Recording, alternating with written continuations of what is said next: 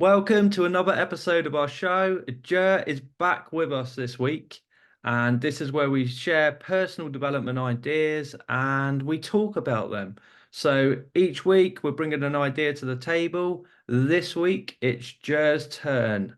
So we're going to get straight into this. I'll hand it over to you, Jer, and while you start talking, I'll get the idea up on the screen. Right, so hello everybody. I'm back. So let me just change this across here. We are studying a 15-minute clip from Earl Nightingale.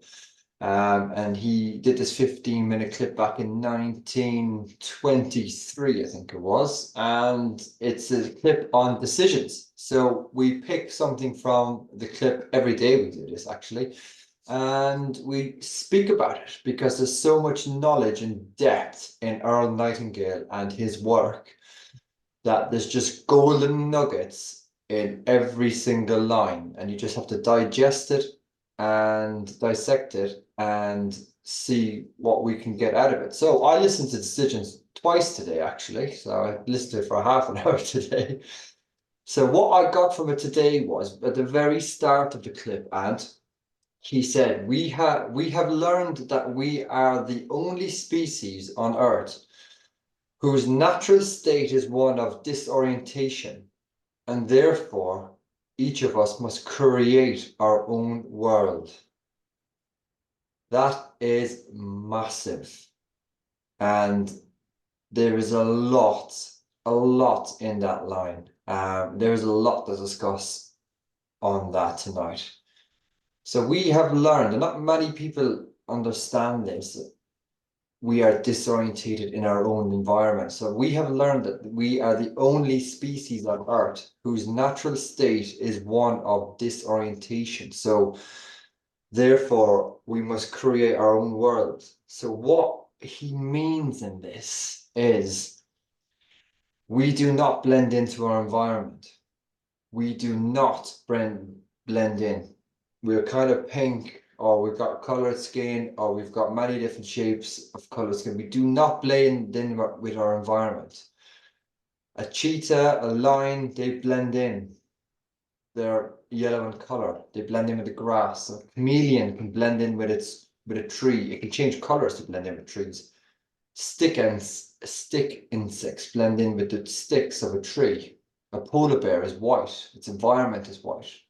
So why don't we blend in? What's our special feature? And he says, and therefore each of us must create our own world. Our special feature is we're creators. We can create our own world through our imagination because we've got creative faculties.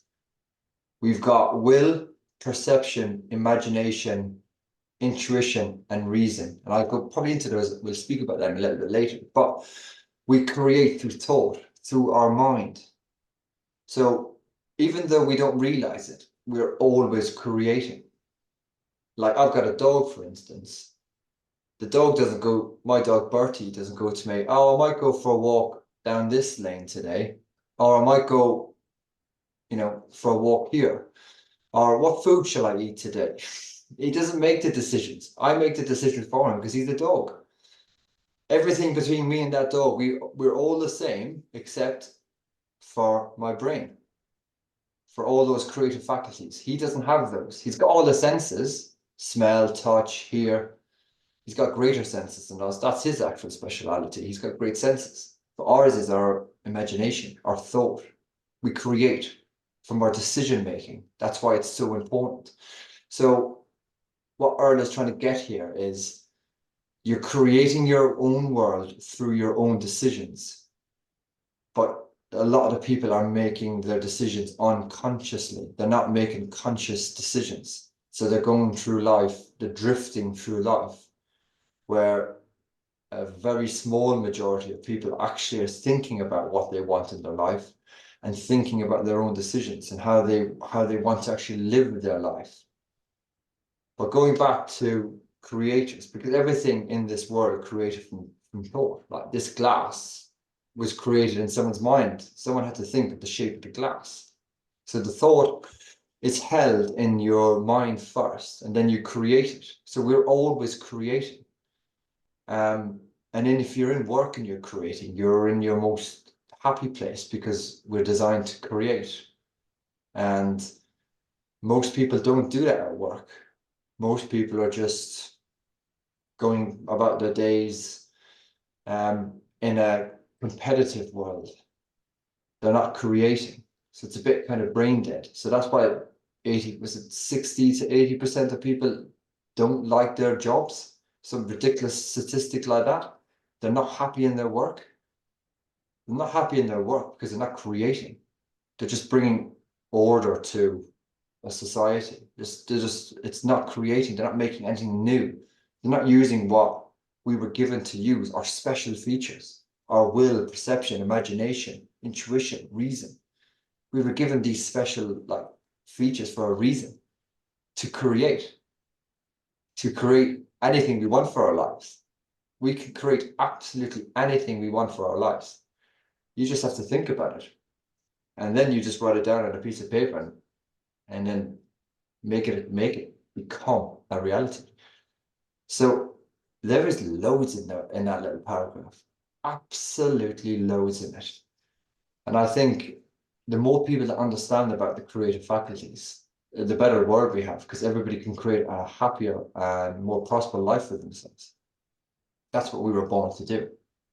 We were born to create a meaningful life, a life that we live on purpose, not just going to work 9 to 5 and wishing for the weekend. Whose idea was that? That's not your own idea. That's society's idea. This is what I mean about thinking for yourself and becoming who you are. It's very deep, this one. And yeah, your imagination is just a magnificent gift. What's your take on that, Ant?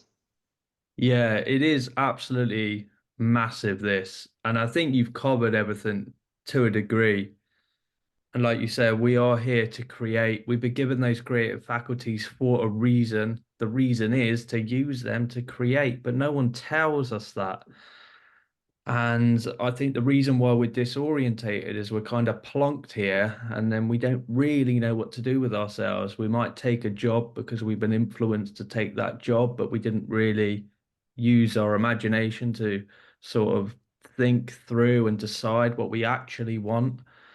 And all the other creatures in the world, they've got their jobs lined up. And because they don't have the one of the creative faculties, which is perception, they can't start thinking about other possibilities. They just go into that role, whatever they're there to do.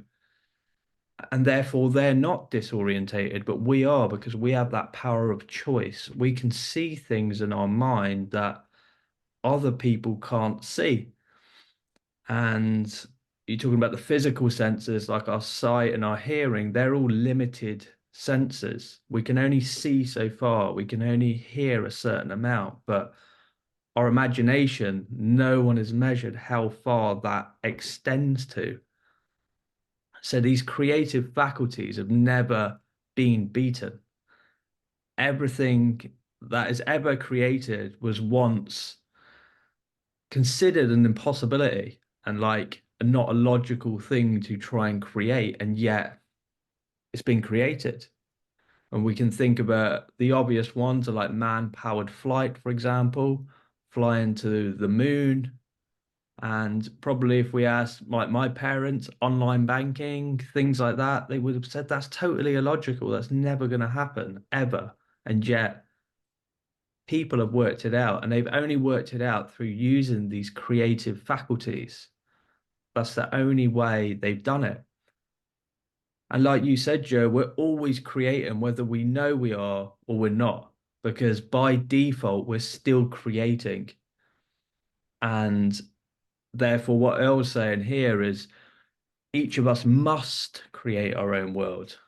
So it's a responsibility to make that conscious choice to design your ideal world and set out to create it. And you don't need to think about how, because the answer is I don't know. Because if you knew how, you would You have don't. already done it.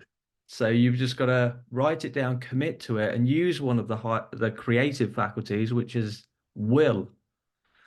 That's your willpower. That's your persistence. That's just one of them. But that will is so strong, you will it into existence. And like you say, this is so massive because we are the only species on Earth whose natural state is one of disorientation. And why have we been given these creative faculties to create good in the world? And like you said, Joe, I'm glad you said what you did. You said something about if everyone used their creative faculties and they were aware of it, the world would be a better place.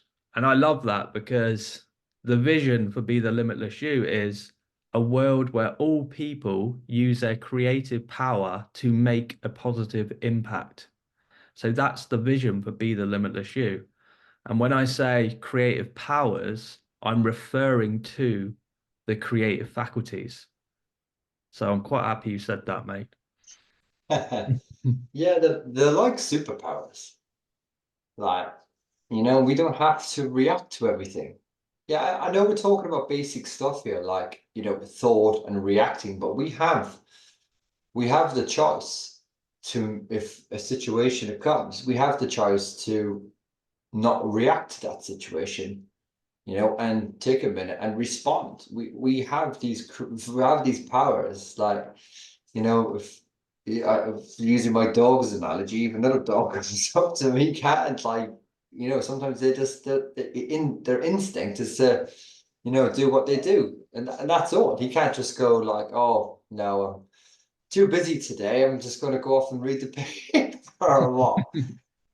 And it's very interesting what you touched on with other animals in the world or other species, is that like, yes, they are like they are just tuned in to what they're here to do, which is the flock flies south.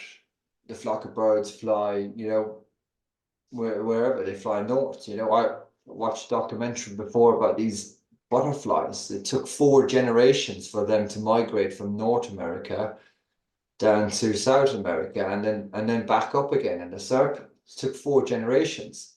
So each generation knew what they were doing to the next generation in the migration. But that is what they were designed to do. They know they're in tune with nature. They know what they need to do. Unfortunately, us as a species, we're not in tune with nature. We do not know what to do with our creative faculties. Well, we always do create, as we said, but we're not using them in the correct way. We're just creating, this might sound harsh to some people, we're just creating sometimes meaningless life. We could create a much more fulfilled life. Life isn't supposed to be about getting stressed every day, sitting in traffic like shouting at people, coming home stressed to your family and arguing with your missus because you're tired because you've been at work all day. And you use all your energy speaking to people that you don't want to speak to. That's not life. That's creating a shit life. Excuse my language. But that's not creating a good life. You're waiting for 2 days a week to live your life, waiting for 20 days a year to go on holidays. That's not creating a life. That's like prison sentence to me. That's so we need to use our creative faculties to create a meaningful life. And you might say, oh, well, you need to work to earn money, but yeah, you can work in doing something that you love, creating a job that you love to do to create money. And that might still means you have to go somewhere to some sort of, workplace, but it's a job that you chose or that you created and you're doing something in it that's using your creative faculties. So that, and it's meaningful then. It's you're on purpose with what your life is meant to be. And you touched as well on like creating our life as in a vision. Like everybody should really write down a 20-year vision. It might sound bonkers, but that's creation right there. That's creating your life. If you write down what you're doing for the next 10 to 15 years, or even a plan, you might actually end up doing it. So why not just try it and write it down? Because then you start creating, and then you're starting to use these creative faculties like your imagination. Like you put it to paper, that's using your imagination. Like, and then you look at it, and then you're using your perception. You look at your vision, you could look at it different ways and go, actually, that might happen. Yeah, and then like you could use your willpower then to actually like make it happen. Your intuition, because you're thinking about new ideas. And along the way, then you use reason to get you where you want to go. It You'll have a much happier life. Trust me, we're doing it. It's absolutely amazing. And I'm not a guru, we're just normal people who started to read books and discovered that there's way more to life than just doing the 9 to 5. There's a whole different world out there. When you start tapping into this stuff, man, it's incredible. It really is incredible. Like, you can't wipe the smile off my face at the moment, like, because I feel so good at the moment because I'm creating. I have another online business. I have an online business, and I'm creating another product for it. I was doing it today, and I just love doing it because I'm using those creative faculties. I was looking at something, and I was trying to imagine how I could change it. It's just awesome. Like, it doesn't have to be creating a product, but you could be just creating. You could be creating a website. You could be creating, like, yeah, any parts of a website. There's so much you could create even just on the online world. It's not about creating like something physical, like products. There's just so much to it. So but it's really enjoyable. And when you know where you're going with your vision, you kind of feel a bit more on purpose. You kind of feel like you're living for a reason now. Well, I certainly do. And my vision will change. That's natural. It's going to change and diverse as I change, and I think at things, and I reason, and I've moved through my life as I get older. My vision will change, but at the moment, I know where I'm going. I've got a plan. I'm creating my own life through my decisions, not the outside world, my decisions. Nothing's influencing me, not the economy, not like, governments, not other countries, not what I hear in the paper, the press. I'm making decisions on me. And I'm using my creative faculties, reason, intuition. I'm using those creative faculties to make decisions based on what I want and what I would like for my family. So yeah, it's it's so deep, this thing. It's so deep. Yeah, it's so deep, and it's good what you said about the statistic about a lot of people don't like their jobs, and the reason Yeah, for that probably is not not. accurate, the percentage, but Yeah, you know, yeah, but I know yeah. what you mean. Like a lot of people you would speak to, like the majority of people you speak to, say if you spoke to 10 people, especially in my circles, they will say they don't enjoy their jobs. And yeah, I've come to the conclusion too that it's because they're not using their creative faculties, and that's their intuition going. It's like saying you're off purpose. You're off purpose. You're here to do creation. You're here to do something. I've noticed, like, I've suffered with certain anxiety in the past and stuff like that. And when I think back to it, it's always where I'm kind of stuck in a rut. And I reckon now it's just my intuition saying you're off purpose here. You need to start doing what you actually want to do instead of trying to blend in. So that's Yeah. quite a good one, really. Yeah. Um, Lots of us do try and blend in because that's what society teaches us. But like Earl Nightingale says here, we're disorientated. So it's almost better to stay that way because at the end of the day, you are born to stand out because you've got these creative faculties, and we've all got the same creative faculties, but what lies within them is totally different. If I was to visualize my dream house right now, and you were to do it, Jer, and you who are watching would do it, and then we would draw that picture of that dream house or just describe it. Ooh, there's three different houses there, three different houses, because they're going to be completely different. One might have a swimming pool, one might have, an outdoor gym or whatever. It's just going to be completely different because we have the same creative faculties, but we have different And where does that come from? Different creations. We have different creations.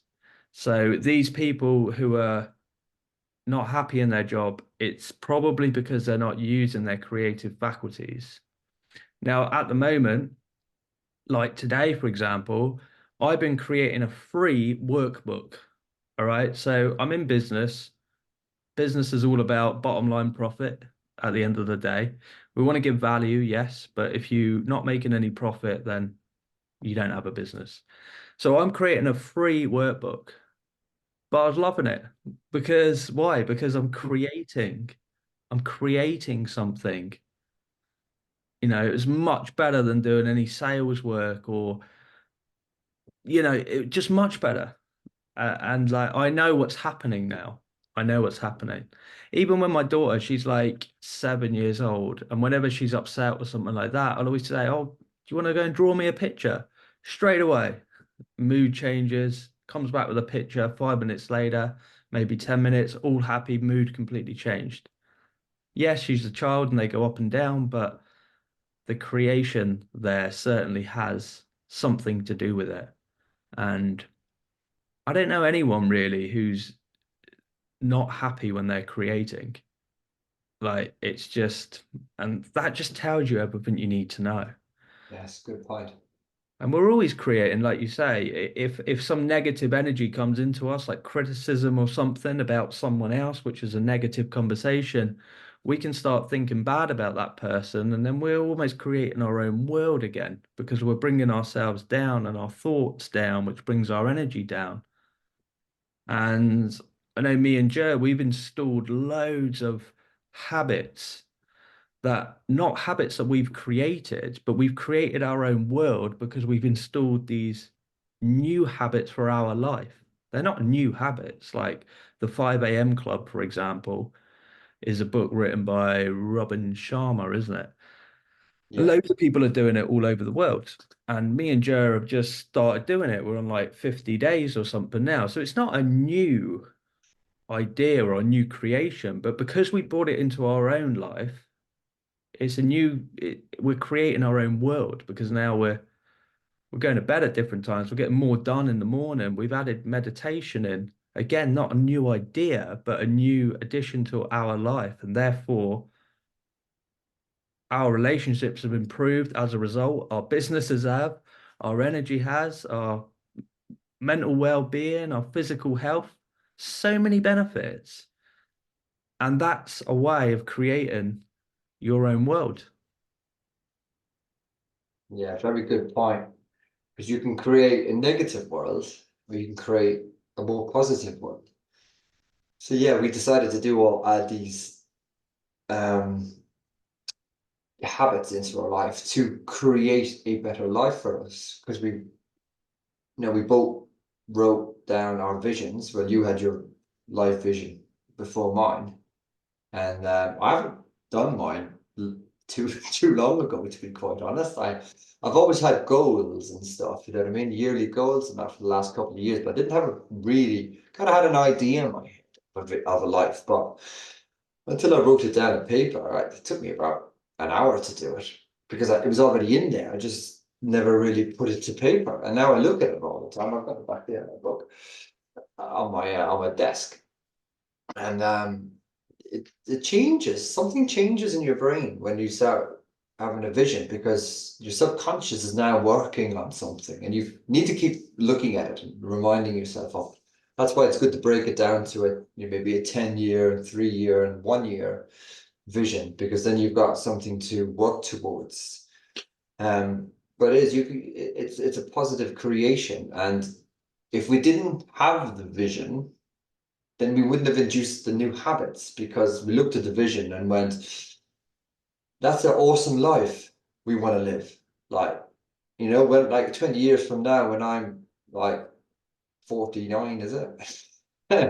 it I've done an awful lot and it looks really cool what I've done. That life, like when I achieve it, it's going to be amazing. So then we looked at it and went, to create this amazing life, we need to introduce some really good like new habits. So that's the subconscious. Like, where did that thought process come from? that came from having the visions. Then that was using our creative faculties, like our intuition. Like how do we do this? You know, so what are other successful people doing that have a life like this? Oh, 5 a.m. They're getting up at 5 a.m. every day. But what else? Oh, this guy, he's using like he's meditating every day, to look at all the benefits from it. So yes, I do say I'm creating my life on my decisions, but you do have to look at other people, but you still make your own decision on it. Because I've looked at some people's, like say Roy Keane, for instance, really like Roy Keane, but I won't copy his personality. But he's successful. But some successful people, they've got good traits and bad traits. So you have to make the decision yourself from the knowledge that you gain from other people, and we do learn from each other as a race of people. We have to make your own decision. So we looked at like successful people, and we stole little golden nuggets from other people. Bob Proctor being another one, and what we're studying now from Earl Nightingale. They've just bags and bags of golden nuggets. And we use our own intuition and perception on it, and we added those habits into our life to try and create our vision. So it all boils back to the vision. Don't have the vision, you don't create new things. Like we've done 50 days. So we've been introducing, I don't know how many habits in the last 50 days. And they're all pretty much infused now. And it's probably why we're feeling so good, up at 5 a.m., drinking 2 pints of water, meditating, working out, having cold showers. Not enjoyable, but we still do it because we know that things will benefit our body. Meditation benefits the spirit within us, or makes us better people. So we make better decisions. I'm more productive. And days where I'm not as productive, like today, we were discussing this earlier on, I don't get stressed anymore about it because what needs to get done gets done. Um, so yeah, and it's all leading me small steps every day towards my life vision. And it's nice to know where I'm going. Before I was just drifting. Earl Nightingale says it in the clip that we're studying. You A and B type drifters, successful people that might earn, 6 figures they might be doing well, but they don't know where they're going in life. They don't know what's going to happen in 10 years' time. They don't like they buy a house, everybody buys a house. You got holidays, everybody goes on holidays. They just copying everybody else. They're not actually planning their own life. They Like have think about they have no destination, do they? no destination. Yeah, just So they're trying to steal happiness in the moment and just grab onto it all the time, but they're not going to have long-term happiness, I don't think, because they don't know where they're going to.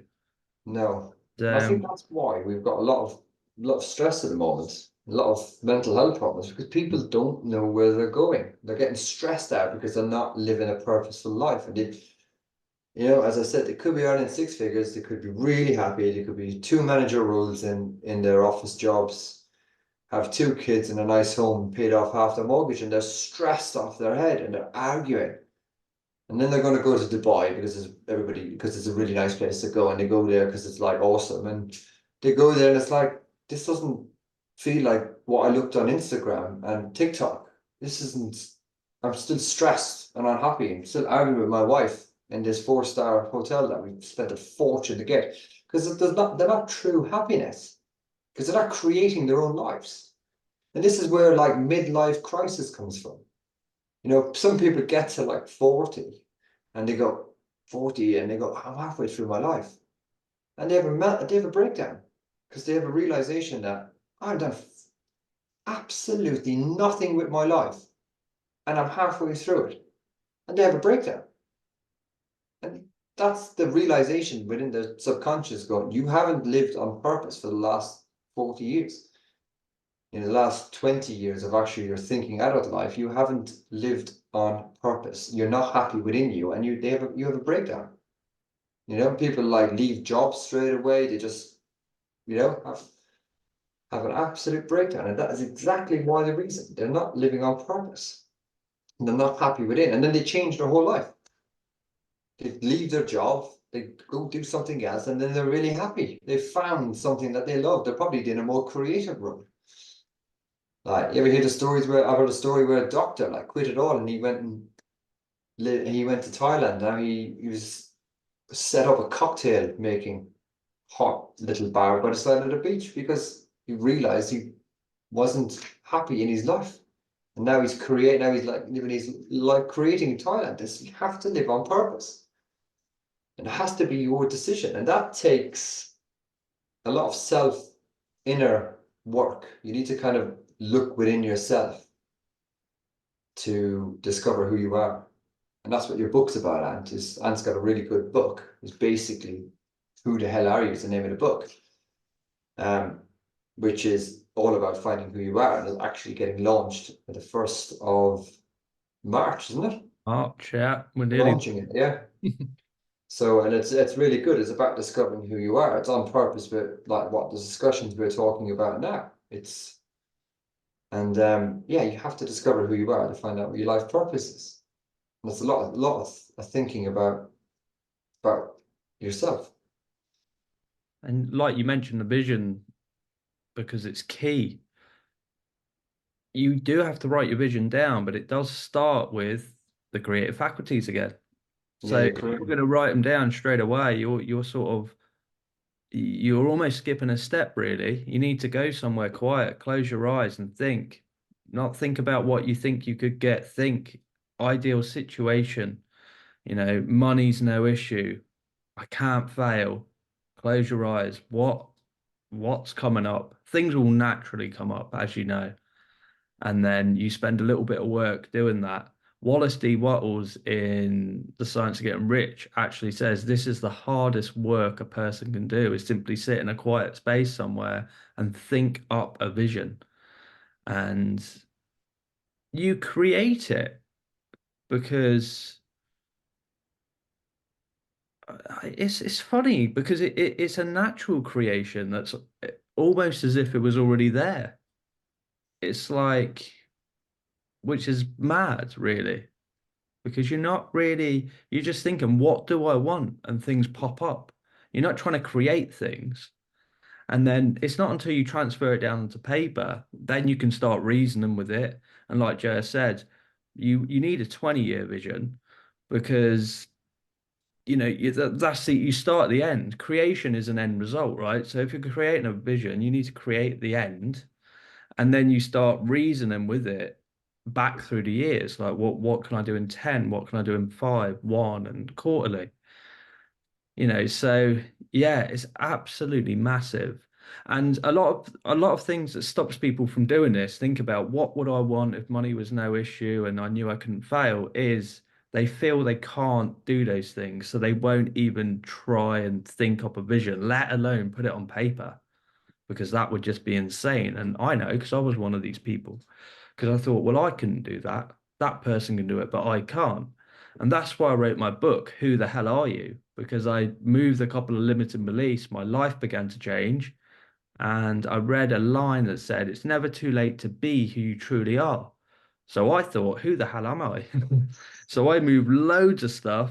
Life changed for the better. And I thought loads of people are going to be struggling with this as well.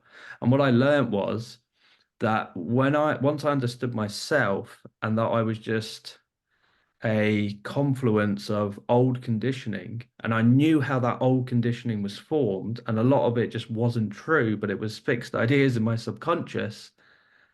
I knew how to change it in the same way through repetition. And then you can start believing in your vision, and the game changes. And I've waffled on a little bit. We've got 1 minute left, Joe. Do you want to wrap this one up? Wow, that went quick. Yeah, so when you do your life, if you go to do a life vision, don't think of the how. Don't use that word. Brad Sugar said that is the killer of all visions. Do not use that word how because it doesn't care about you don't the how doesn't matter.